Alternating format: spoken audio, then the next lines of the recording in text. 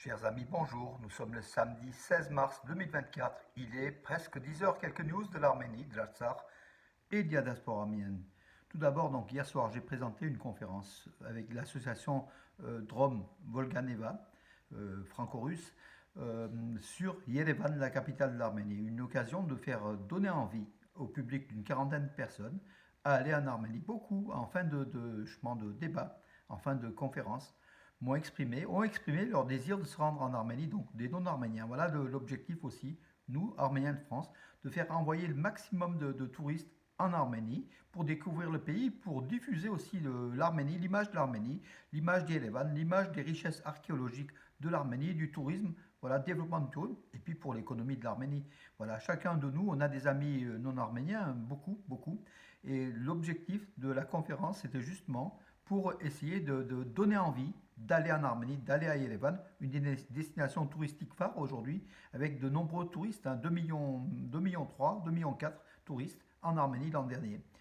Chacun de nous, on doit agir aussi en cela pour envoyer nos amis français en Arménie pour qu'ils partent en Arménie, tout simplement. Euh, oui, ce soir, mes amis, donc aujourd'hui, ceux qui n'ont pas vu donc le reportage d'Arte, donc dimanche dernier, c'était Arménie, la gardienne des terres sauvages. Très beau reportage avec Arous, justement Arous, une gardienne d'un parc donc, du sud de l'Arménie, en fait, à côté d'Areni, en fait, hein, juste le village de Khachik, Areni, dans la région de Vayotsol.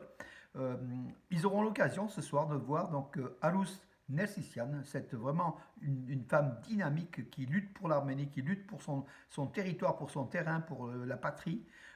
Ce soir, donc vous pouvez voir donc l'émission d'Arte qui repasse à 17h50. Notez-le, 17h50 ce soir sur Arte. Ceux qui n'ont pas vu ou ceux qui, comme nous, on veut revoir parce qu'elle était très très belle cette émission. Voilà, c'est une des meilleures émissions présentée par Arte durant 43 minutes. Ça a été réalisé cette année, en fait, en 2024, par un Allemand, ou une Allemande. Voilà. Donc ce soir, Arte, 17h50, ne manquez pas ceux qui n'ont pas donc vu. Voilà. Alors, pardon, je vais juste me mettre donc sur les informations donc plus larges en dépassant bien sûr le cas de la France. Oui, déclaration commune de la Turquie, de l'Azerbaïdjan et de la Géorgie, donc hier, à Bakou, il y avait une réunion en fait entre les trois pays, les ministres des Affaires étrangères des trois pays. L'établissement de relations entre Bakou et Yerevan contribuera à la stabilité régionale. Bien évidemment, Turquie et Azerbaïdjan veulent aussi le corridor de Zangezur, en fait, du Sunnik, dans cette stabilisation de la région. C'est la demande de la Turquie et de l'Azerbaïdjan. La Géorgie qui essaye de faire l'arbitre au milieu. D'autres déclarations, juste, alors, pardon. Donc Hakan Fidan, le ministre donc, turc des Affaires étrangères, a parlé de l'importance régionale et mondiale de l'ouverture de la route de Sankesur. Voilà, on y revient, arménien.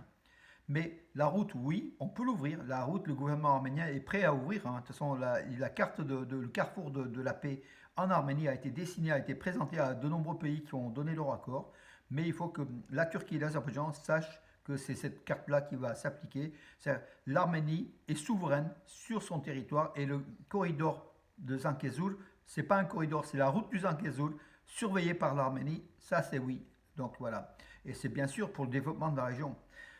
À l'Assemblée générale de l'ONU, donc non, enfin le président de l'Assemblée générale de l'ONU, le secrétaire, pardon, est-ce que c'est le secrétaire? Excusez-moi, je ne vais pas vous induire en erreur. C'est lors de la 78e. Oui, non. Alors, l'Assemblée générale de l'ONU espère qu'un traité de paix entre l'Azerbaïdjan et l'Arménie soit signé dans le cadre des normes et des principes du droit international. Ce principe du droit international, c'est la souveraineté des deux États, hein, l'Arménie et l'Azerbaïdjan, tout simplement. C'est ce qu'a déclaré comment dirais-je,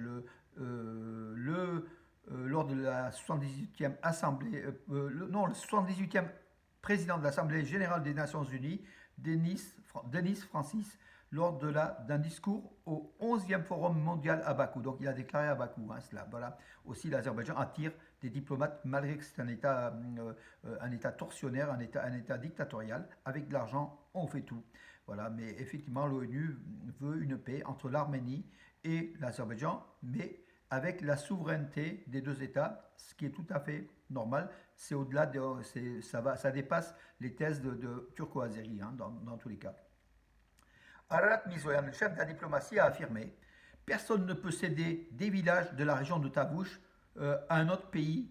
Voilà, donc c'est clair. Le chef de la diplomatie arménienne a affirmé que les 5 villages réclamés par l'Azerbaïdjan, surtout dans la région de Tavush, au nord-est de l'Arménie, avec pour chef-lieu Ichevan, la ville jumelle d'Erevan. Donc on ne sait pas d'ailleurs de quel village il s'agit.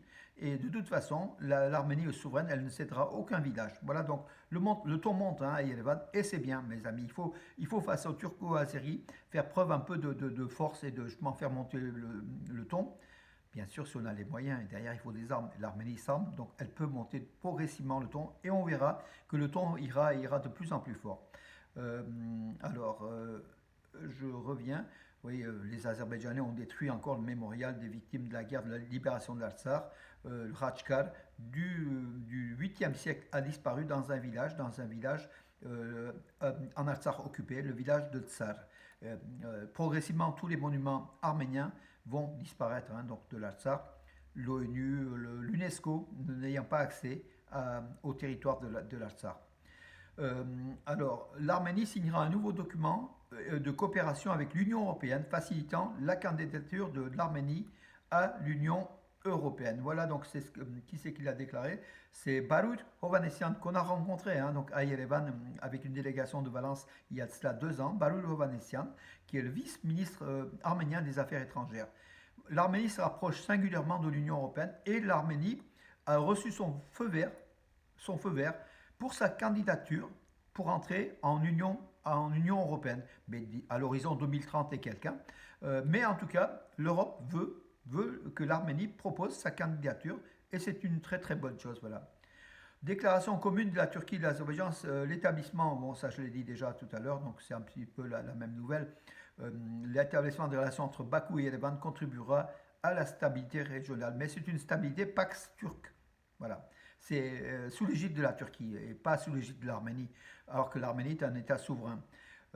Voilà. L'Union des Arméniens d'Ukraine salue la résolution du Conseil européen sur le statut de candidature à l'Union européenne pour l'Arménie. Voilà donc aussi des échos favorables à justement la présentation par l'Arménie d'une candidature à l'Union européenne qu'on salue. Le vice-ministre de la Défense arménien était en Inde. Voilà, donc c'est bien sûr c'est pour l'acquisition d'armes.